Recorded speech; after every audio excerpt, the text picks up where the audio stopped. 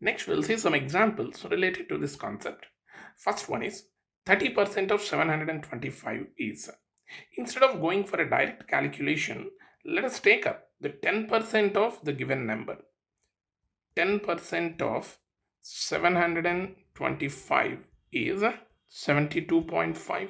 We know that in order to obtain the 30% value, let us multiply this 72.5 with 3. So that value is 217.5. So this is 30% of 725. Next, example 2. 45% of 824 is. Here, as a first step, we need to split up this 45% into two parts. That can be done in two different ways. We can write this 45% as 40% plus 5%, or else we can write it as 50% minus 5%. I'll go with the second option. Here I'm writing 45% as 50% minus 5%.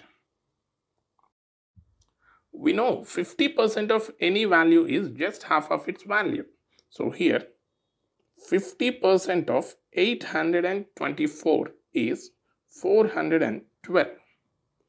If we have 50% value with us, then obtaining 5% is direct.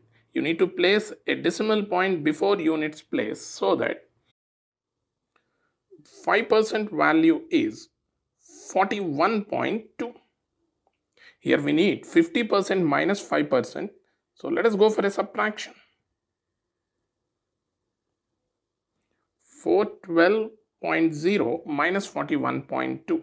That value is 370.8.